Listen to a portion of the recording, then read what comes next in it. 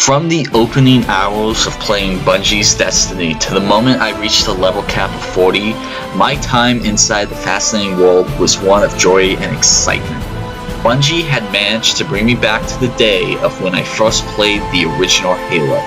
However, not all is perfect. Destiny at times falters and even showed great moments of disappointment. It's moments like these that prevent Destiny from becoming one of the greats.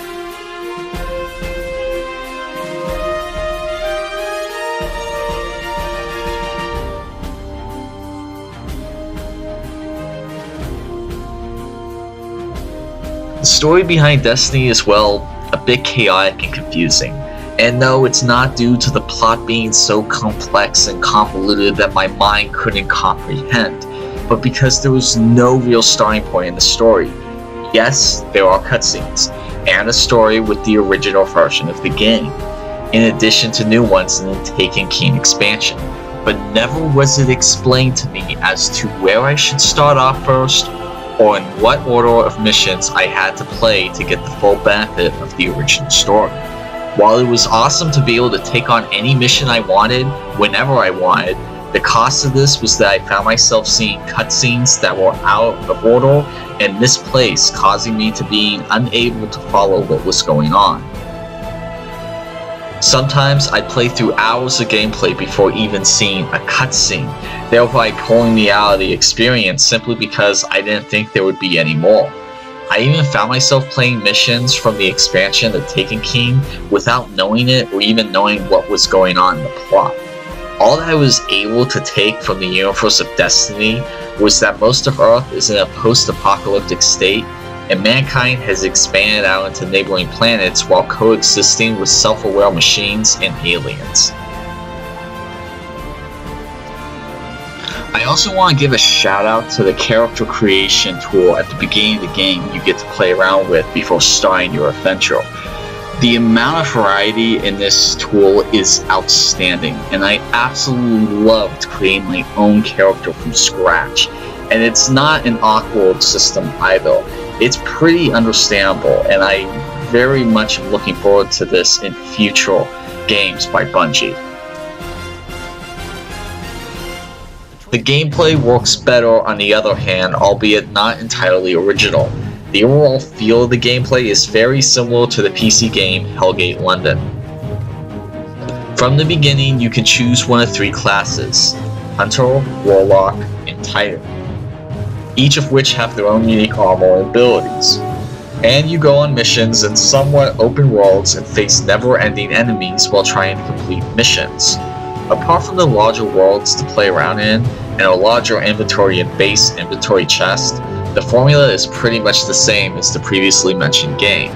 The open worlds of Earth, the Moon, Venus, and Mars aren't so big that you'll want to explore, but are big enough that you'll see locales that you didn't the previous 9 times you've visited said area, adding to the feeling of seeing something new even after playing for several hours. There are also other locations you'll visit that are either very small or I'll leave nameless. The stars of the game, however, are the inventory management and the combat. Combat is primarily shooting with the occasional melee combat thrown in for good measure. Shooting is exceptional due to the impressively diverse weapons and large diversity in alien and robotic creatures you'll face off against. Best of all are the bosses, at the end of every mission, who are clearly marked with a yellow name and health bar above their heads. What helps extend the life of the game is the resource management you'll have to do to defeat such foes. One of the key traits with the game is grinding. However, unlike some games, grinding doesn't mean repetition with Destiny. While there were a great many bosses and missions I died during, I always found better armor and weapons during my runs. Armor and weapons that I was able to switch out, and on my next run helped me do better. This is the soul of the game. Every time I would fail, I never rolled my eyes due to the fact that I could either change out my equipment, upgrade, or move on from said particular mission, complete a couple of less challenging missions, and try again later on. And even though this is an online game, more on that later, I never felt like it was unfair to me. Destiny always offered low-level missions that I could do at my own pace, without forcing me to have a sink or swim mentality that many online games require. Destiny is even better when you play with a fire team and or friends. This is the main focus of Destiny, is to have you play with friends online.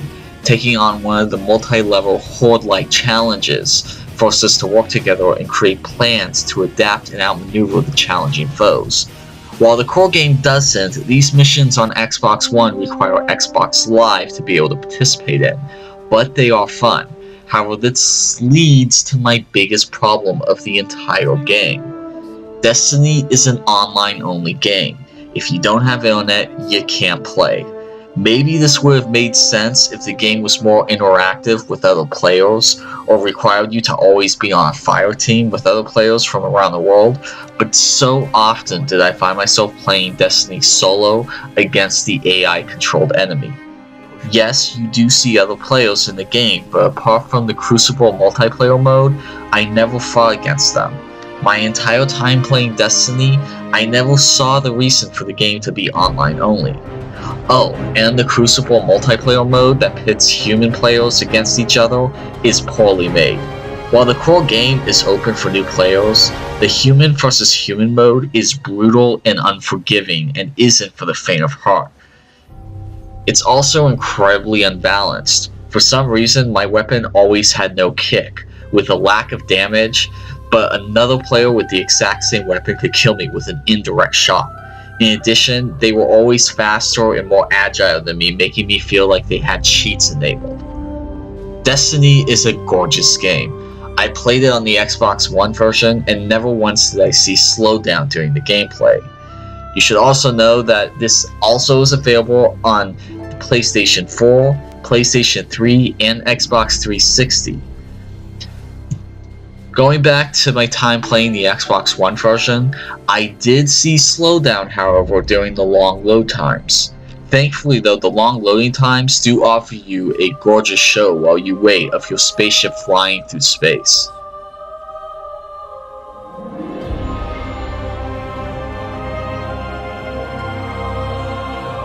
Destiny was a fun experience. I enjoyed the sights, sounds, and combat that it offered.